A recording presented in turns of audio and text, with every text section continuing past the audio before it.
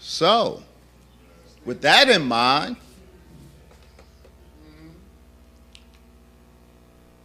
let's talk about two movies to illustrate scientific nigger smashing and how it affects, unbeknownst to us, affects to one degree or another every single one of us. So, Why the Last Man? Has anyone seen this series on FX and Hulu? It's very interesting. Why the Last Man? Why as in the Y chromosome? And look closely at the promo. You see all those women, and then in the red was supposed to be a man with a gas mask on. The plot of Why the Last Man was a plague. Some mysterious plague hit the earth. In 2002, this series was produced in 2020, I believe. A plague mysteriously hit the earth. And as a result of this plague, every mammal carrying a Y chromosome immediately dies. Now, of course, the Y chromosome is the chromosomal signature of the male. YXXX. This plague, when it hit the earth, every mammal, not just humans, every mammal with a Y chromosome, even fetus in the womb, if it has a Y chromosome, it immediately dies. And so what's left are two populations. Women, XX women, and transgender men, meaning XX women who were taking testosterone shots, and so they look like men, but they're XX.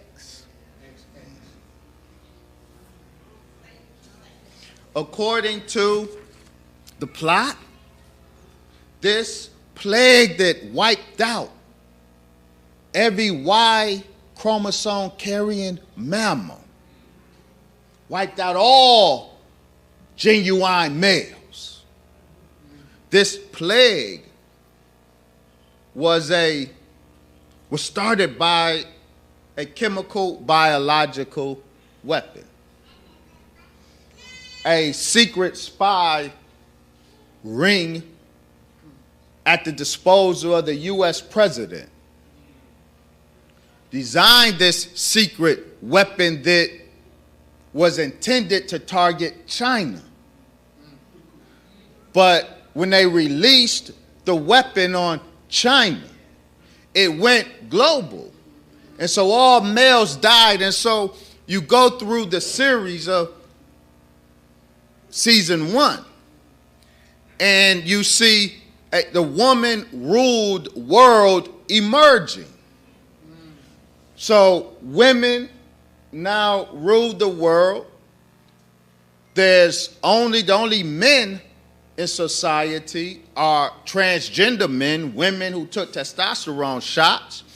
But there's one XY man, Y, the last man, the one with the gas mask, and one monkey who is an XY, is a Y carrier. These are the only two Y carriers on the planet now. And so we go through and we see women ruling, right, and struggling with the loss of men, this androcide, genocide of men. We're just in season 1 Season 2 hasn't come out yet to see where this thing is going, but who has seen No Men Beyond This Point? They describe it as a mockumentary. It's satire, but it's profoundly revealing.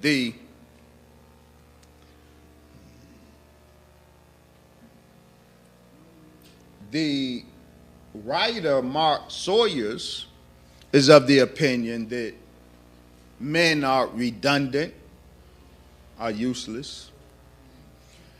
The producer, Kalina Keefe, I believe is Jewish. What I do know is the movie was put out by Samuel Goldwyn Films, the Jewish film company. Okay. So, in No Men Beyond This Point, and there is a point that I'm getting to. I'm not just doing Rotten Apples movie criticism. I'm on the subject of scientific nigger smashing. So in this mockumentary put out by Samuel Goldwyn Films, the plot is similar to Why the Last Man, but with a twist. There was a cataclysmic event. They said a solar object came too close to the earth. And what that did was give women the ability to bear children without the need of a man, parthenogenesis. And so, because of this solar event, women have the ability to give birth without the need of men. Men become useless. So, all of society is now run by women. Men are put on reservations, like the Indians are put on reservations. The other men are transferred to Australia, the historic penal colony. Now, what's very important about this movie, and again, the writers of the opinion that men are useless, this white man, and is an advocate of the matriarchy, the matriarchal world that evolves. And in both Why the Last Man and in No Men Beyond This Point, a matriarchal civilization emerges on the earth. In No Men Beyond This Point, the remaining males are put in reservations and transported to Australia in the penal colony, and they are being fed, they're being taken care of by the state, the matriarchal state. The matriarchal state decides that the men, all right, we're not going to kill them off. We don't need them. But some men are trying to now protest and picket for men's rights. It's very human. It's very funny. But what's interesting is how they dealt with it, because, as we will see, is absolutely a reality. So they got these men ghettoized in reservations. They're separated from women. They're in ghetto reservations. They're in a penal colony in Australia. They are totally dependent on the matriarchal state for their food, for their water, for all of their needs, and the state makes the decision. We're going to contaminate their food with estrogen. And by estrogenizing their food and water. We demilitarized the men. All that protesting and whining was stopped. And that's how we deal with the problem of the remaining men without having to kill them all.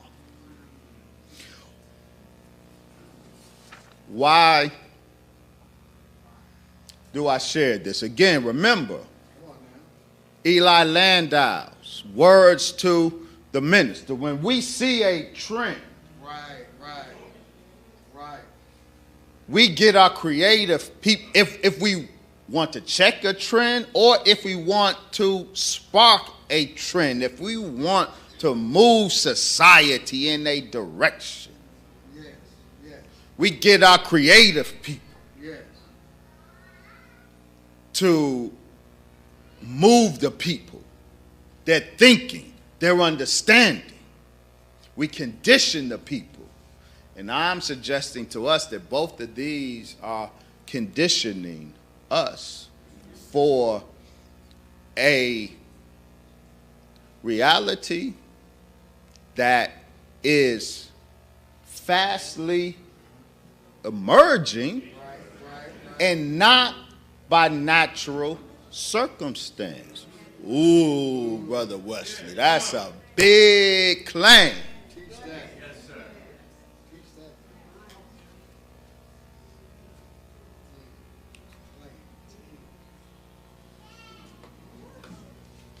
You have heard me, some of you, maybe, speak of the end of men agenda.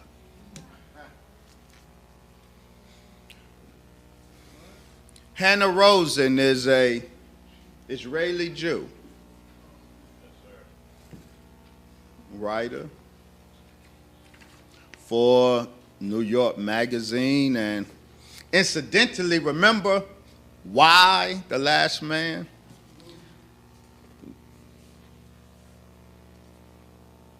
This Israeli Hannah Rosen founded the group Double X. Her important book, The End of Men and the Rise of Women. Look what she documents. First, in the groundbreaking article in The Atlantic in 2009, I believe, and then she followed it up with her book, The End of Men. These were published before these movies hit the theaters. This is some context.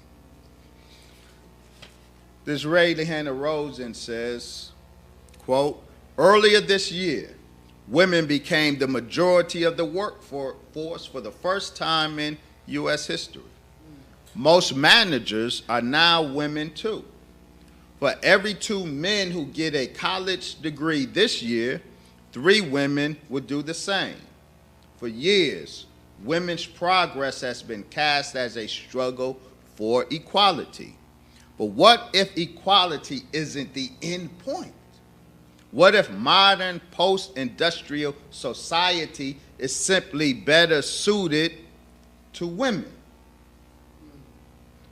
This report documents the unprecedented role reversal now underway. She says further.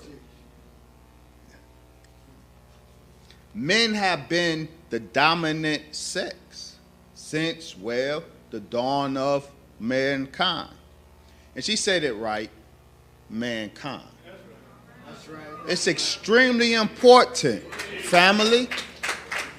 It's extremely important that you don't adopt the white woman's fight against her man.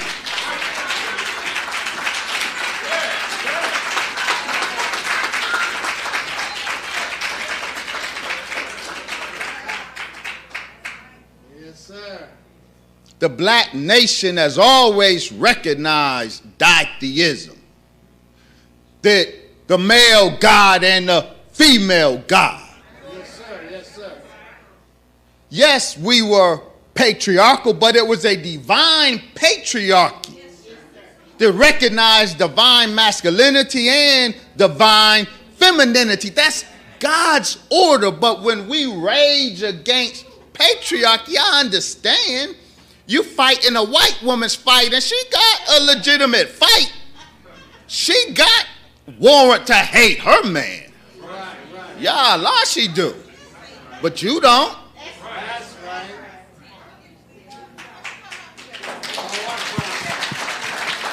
And we love you too. The most honorable Elijah Muhammad said, the black woman is the second self of Allah. The black man is the first self of Allah. That's the divine order. That's how we do. Men have been the dominant sex since, well, the dawn of mankind. Mankind is a white man. We are man. White man is mankind. So she's very accurate. Her man been dominating her from the dawn of them as a people. Okay? That's right. That's right. Men have been the dominant sex since, well, the dawn of mankind. And yet, that long-held truth is no longer true. At this unprecedented moment, women are no longer merely gaining on men. They have pulled decisively ahead by almost every measure.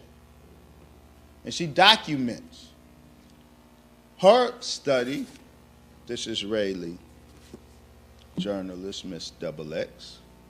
Her study documents the economic forces that shifted, making men,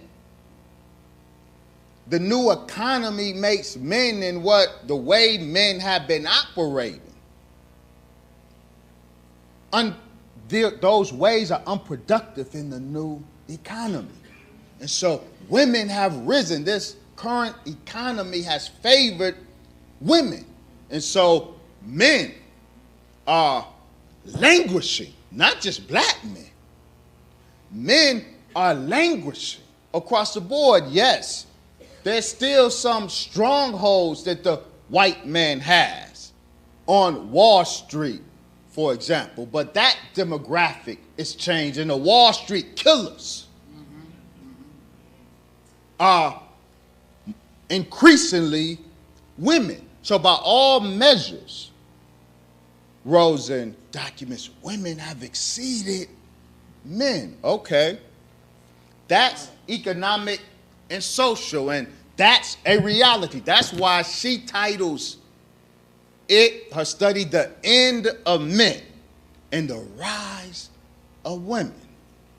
Now, she focuses on the economic reality of the end of men and the rise of women, the restructuring of the world's economy that favors women and disenfranchises men. Come on now. But that's only one aspect of the end of men agenda.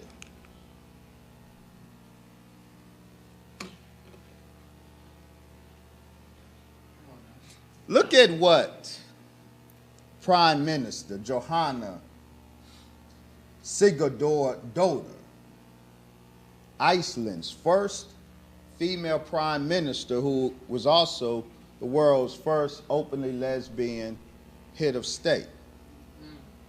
In her campaign, she declared to end the age of testosterone. Now, look at this. This is a head of state. The first lesbian head of state of Iceland. And she declared her intent with those like-minded persons to end the age of testosterone. Now, that's not just rhetorical language. Again, testosterone, the masculinizing hormone, it's estrogen, the feminizing hormone. She declared her aim to end the age of testosterone. Okay, let's see where this thing is going.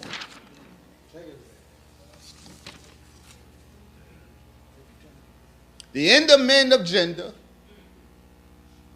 ending the age of testosterone, and then we just happen to find out that both of those have been successfully executed on a scientific level. Men's testosterone levels declined in the last 20 years. They tested. Look, men are getting weaker because we are not raising men. They did a study comparing the hand grip of modern 20 to 34-year-olds, millennials, to the hand grip of their fathers. And this is because the hand grip signals the muscular state of the organism in general. And when they did that study, look at what they learned. Yes, sir. Yes, sir. Quote, if you're the average millennial male, your dad is stronger than you are. In fact, you may not be stronger than the average millennial female. Welcome to the new post-masculine reality. This morning, the Washington Post highlighted a study showing that the grip strength of college men had declined significantly between 1985 and 2016. The grip strength of the sample of college men had declined so much from 117 pounds of force to 98 pounds of force that it now matched that of older millennial women. In other words, the average college male had no more hand strength than a 30-year-old mom.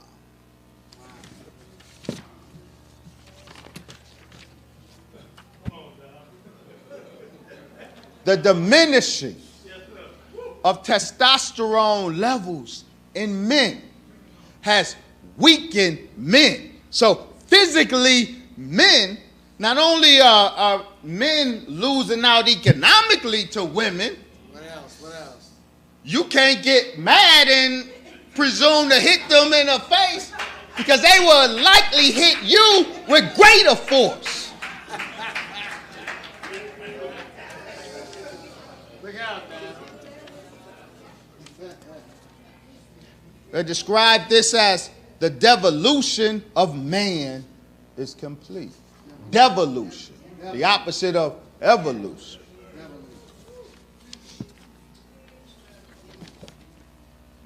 What is the source of this testosterone decline? What is the source of this weakening of men? A very important book, Estrogeneration. See, the millennials are the estrogen generation par excellence. And then generation Gen Z, coming up after the millennials, will even be more soaked into the sea of estrogen that has been unleashed on the world. Dr. Anthony J's book, Estrogeneration, how estrogenics are making you fat, sick, and infertile. So, no men beyond this point, their way of dealing with men who would not get with the new matriarchal state, they estrogenize their food. They estrogenize their water, so they're eating it because they're dependent on their oppressor for their food. They're eating it. It's been secretly laced with estrogen, and it weakens them. It takes the fight out of them. And the world has been bathed in a sea of synthetic, false estrogens. And it has diminished. It has given rise to all of the cancers that women and men suffer from. It, the excessive estrogen that is flooding the environment. It diminished testosterone levels of men and is weakening men who have already been economically disenfranchised, economically weakened now, physiologically weakened, but that's not all.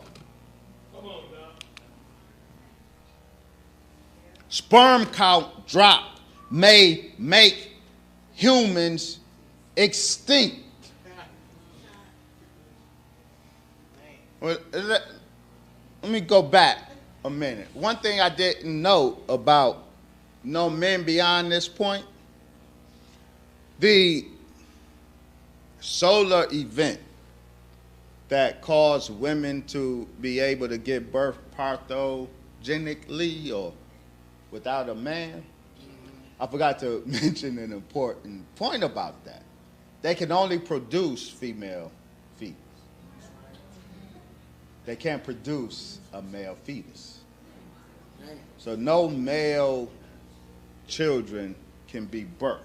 That's why there became a set number of remaining men on the planet who were quarantined and ghettoized and then estrogenized. The other consequence of the estrogen seed that we have all been dumped in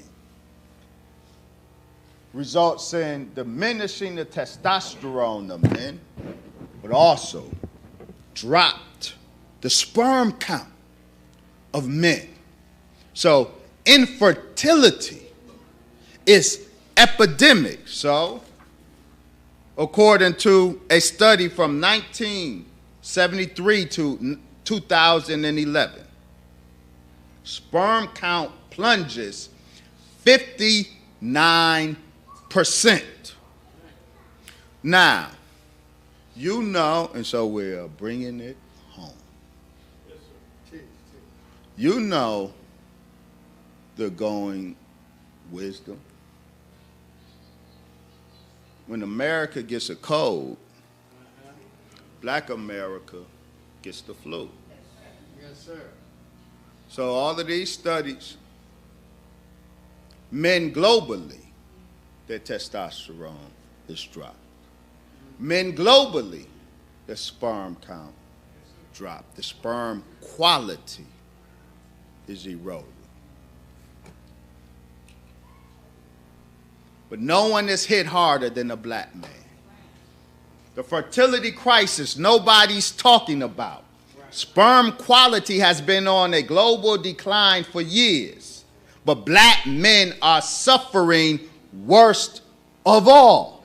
Why are black men suffering worst of all? Because we have more estrogen in our body than any other male population on the planet. Look. Talking about scientific nigger smash. It is a fact. We have documented. Testosterone, brothers, sisters, it had been labeled as a sex drive hormone. It does that, but that's the lower of its duties. Testosterone has now been reclassified correctly as a power hormone. Testosterone is one of the biological sources of a man's drive for power. Women have testosterone too, just as men have estrogen. But see, what makes gender isn't societally fabricated. Gender is biochemically fabricated. See, there's a divine ratio, testosterone to estrogen, that determines masculinity. There's a divine ratio of estrogen to testosterone that defines divine femininity. We both got both of these. It's the ratio that determines one or the other. God did that, and Satan is making mischief up in that.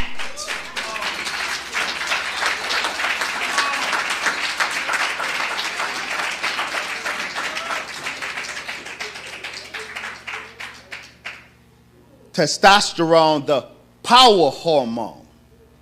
God, a being of power and force. The black man is God on a physiological level. One reason is because the black man naturally is endowed with the world's greatest amount and levels of testosterone. That's why I call us Mr. T. We are the world's Mr. T, Mr. Testosterone. Now, as this testosterone is a biological source for the drive of power in men, it's also a source of a drive for power in women. So the Honorable Brother Mr. Farrakhan tells us she naturally is going to try to raise herself up to you.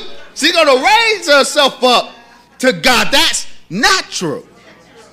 Nah, we got to work that thing out. Emma could bleed the way God will have it.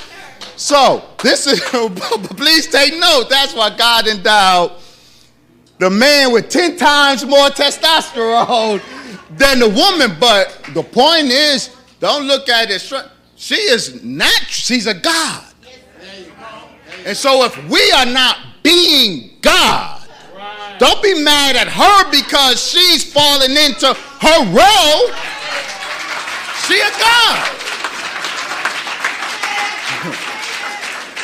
We are either going to be worthy of power or get out the way. She's going to assume it. And don't be mad at her. Don't be mad at her. That's God did. Look out, man. Look out.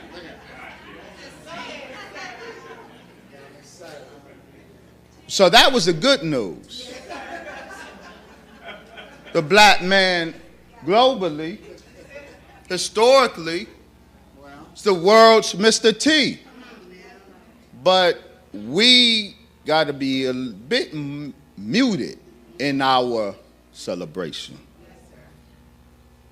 Because the black man in America has been transformed, converted from the world's Mr. T to the world's Mr. E, Mr. Estrogen. We have, and they've done multiple studies comparing estrogen levels in male populations of different global populations. And the black male in America has the highest level of estrogen in our blood than any of the other studied groups. Why? There's multiple reasons for that. So when they test our blood, or in particular, when they test our children's blood, black children have the highest concentrations of BPA in their blood. That estrogenizing chemical BPA that's so dirty. Our children have the highest levels of phthalates in our blood. Our children have the highest levels of DDT. The dirty dozen. The list of 12 chemicals that scientists described as the dirty dozen because what they do is so dirty when they get into the body. Of those dirty dozen, all of those chemicals, our children have the highest body burden. And there's multiple reasons.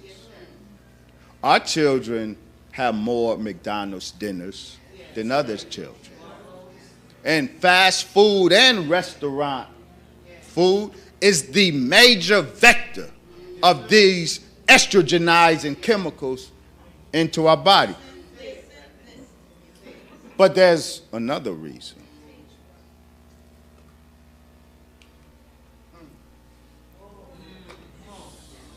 We've documented the testosterone conspiracy and the estrogen assault that specifically targets the black man and woman in America, dear sister.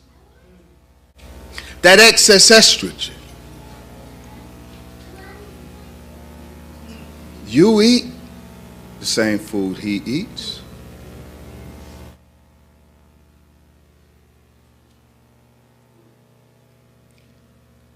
The cancers that you suffer from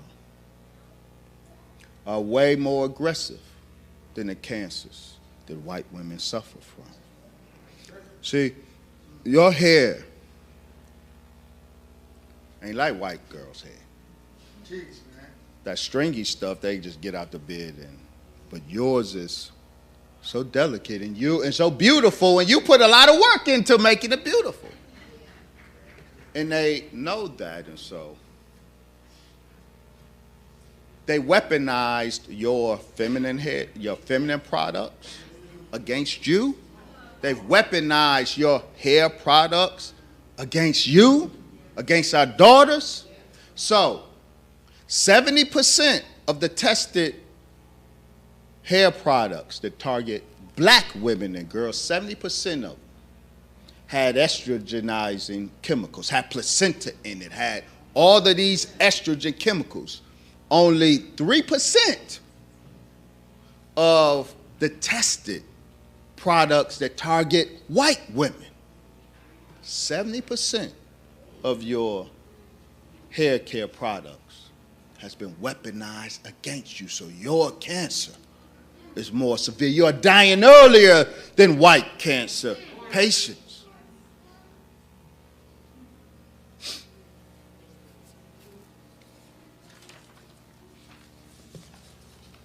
The testosterone conspiracy and estrogen assault. Now, you don't want to hear this.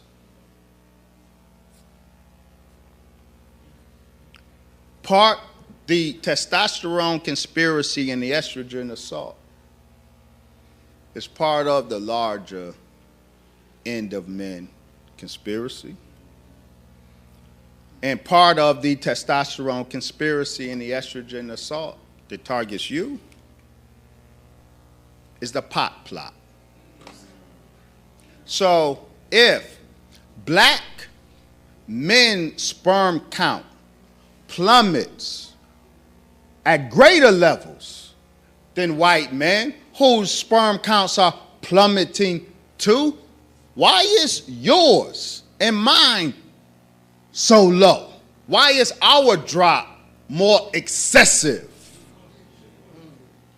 See, because our weed culture is way more serious than this. We are targeted with this weaponized weed. And listen, as more states legalize marijuana, see, when I have been critical of the state by state legalization of marijuana, you got mad at me. You think I want to keep black men in jail. The state by state legalization of marijuana is Satan's greatest trick. Listen. Puff, puff, pass? Okay.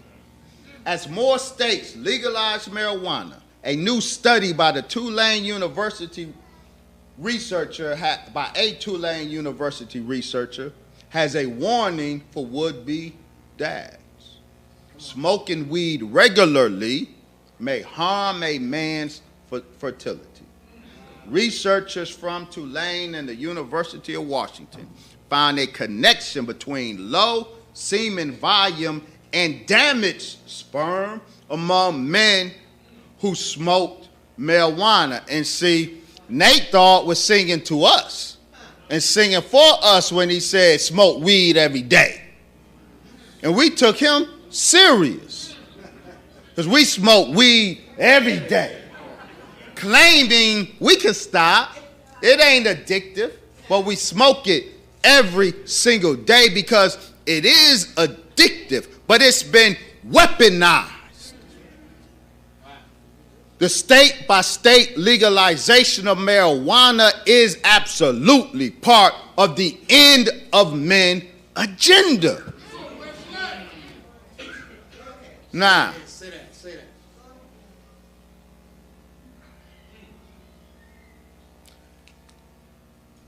this is why you're here today. There is a solution, and there is only one solution. This is the antidote. This Islam is the antidote, is the cure. See, this world is trying to end men, but Muhammad is remaking the black man as God.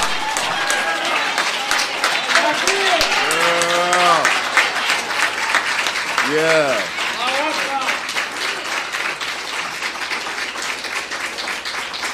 Farrakhan is making men.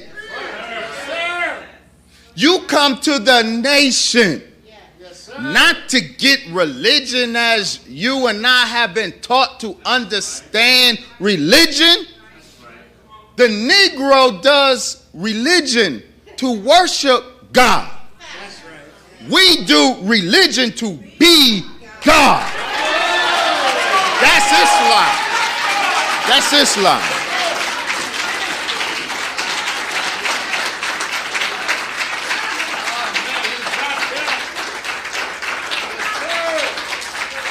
This new Islam, not that old Islam.